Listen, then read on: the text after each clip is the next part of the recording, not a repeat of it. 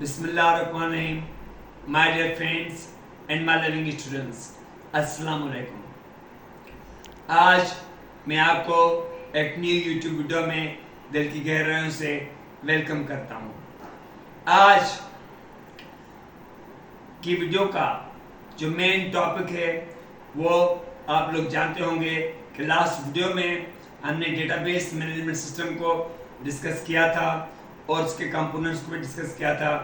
आज हमारी दूसरी वीडियो है डेटाबेस के हवाले से, जिसमें हम लोग डेटाबेस को फर्दर लेके चलेंगे। आगे कौन कौन से टॉपिक्स होंगे उसको देखते हैं। मगर आपको पता है कि टॉपिक को स्टार्ट करने से पहले हम लोग कोई भी अच्छी सी बात शेयर करते हैं या किसी शायर की कुछ लाइनें शेयर करते हैं।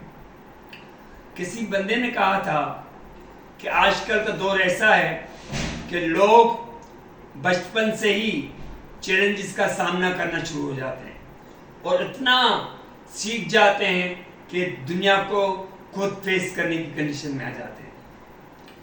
इसी हवाले से किसी शायर की मुझे कुछ लाइनें याद आती हैं। उसने कहा था, बचपन में ही लड़ना सीख गए, बचपन में ही लड़ना सीख गए, बचपन में ही लड़ना सीख गए, खून खराबा जहर उगलना सीख गए, बचपन में ही लड़ना सीख गए, खून खराबा जहर उगलना सीख गए। परिंदे और उनके बच्चे कब उड़ना सीखेंगे, परिंदे और उनके बच्चे कब उड़ना सीखेंगे, सांप के बच्चे पेड़ पे चढ़ना सीख गए, सांप के बच्चे पेड़ पे चढ़ना सीख गए।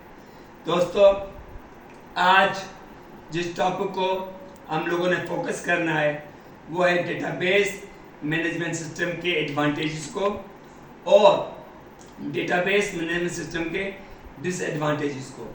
हमने लास्ट वीडियो में डेटाबेस को डिस्कस किया था, डेटाबेस मैनेजमेंट सिस्टम को डिस्कस किया था।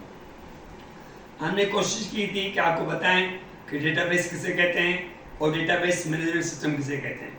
डेटाबेस आप लोगों का सेंट्रलाइज रिकॉर्ड कीपिंग सिस्टम होता है और ऐसा सॉफ्टवेयर जिसके थ्रू डेटाबेस को मैनेज किया जाता है उसको डेटाबेस मैनेजमेंट सिस्टम कहते हैं। तो बहुत सारे सॉफ्टवेयर हमने डिस्कस किए थे कल, जिसमें ओरेकल भी था, एसक्यूएल भी था, माई एसक्यूएल भी था, उसके अलावा एमएस एक्सेस भी था।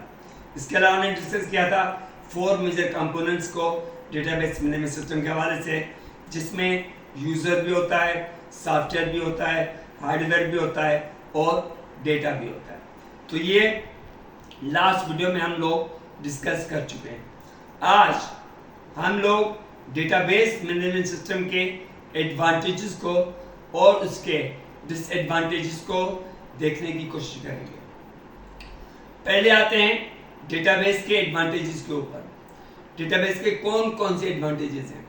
ज़ाहिर है कोई भी टेक्नोलॉजी होती है तो उसके बेनिफिट्स भी होते हैं तो उसके ड्रॉबैक्स भी होते हैं, तो उसको भी समझना बहुत लाजमी होता है। डेटाबेस मैनेजमेंट सिस्टम का जो मेन एडवांटेज है वो है कंसिस्टेंसी।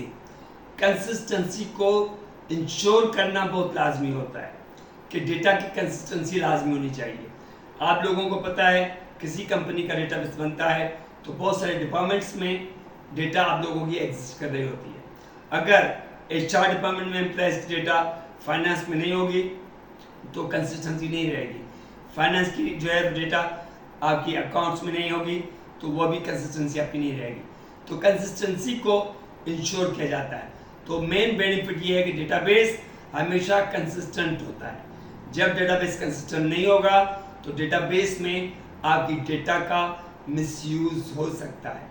तो पहला एडवांटेज है कि कंसिस्टेंसी को इंश्योर करवाना डेटाबेस मैनेजमेंट सिस्टम का काम है। दूसरा एडवांटेज है डेटा रिडंडेंसी को। जी हाँ, डेटा रिडंडेंसी। डेटा रिडंडेंसी किसे कहते हैं? Duplication of data. Database management system क्या करता है? कंट्रोल करता है डेटा की डुप्लीकेशन को, कि डेटा जो आप लोगों की यूज हो रही है डेटाबेस मैनेजमेंट सिस्टम में, वहाँ पे किसी भी लेवल की डुप्लीकेट डेटा ना हो।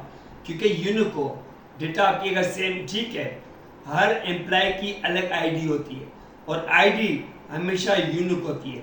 आईडी की अगर हम डुप्लीकेशन की बात करेंगे तो मसले पैदा होंगे, सिक्योरिटी नहीं रहेगी आपकी।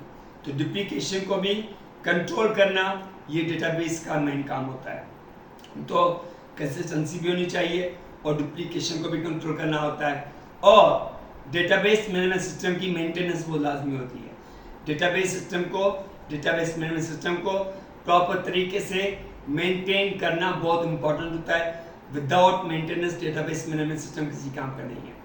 उसके बाद है सिक्योरिटी के बगैर डेटाबेस मैनेजमेंट सिस्टम किसी काम का नहीं है। अगर डेटाबेस मैनेजमेंट सिस्टम में डेटा सिक्योर नहीं होगी तो हैकर्स, इलीगल यूजर्स आके डेटा को नुकसान पहुंचा सकते हैं। इसके बाद आता है बैकअप एंड रिकवरी। जी हाँ, बैकअप भी हमें रखना पड़ता है और रिकवर भी करना पड़ता है। इन केस ऑफ इमरजेंसी अगर कोई मसला हो जाए तो बैकअप हमारे पास होगा तो उसको हम इजीली रिकवर कर सकते हैं।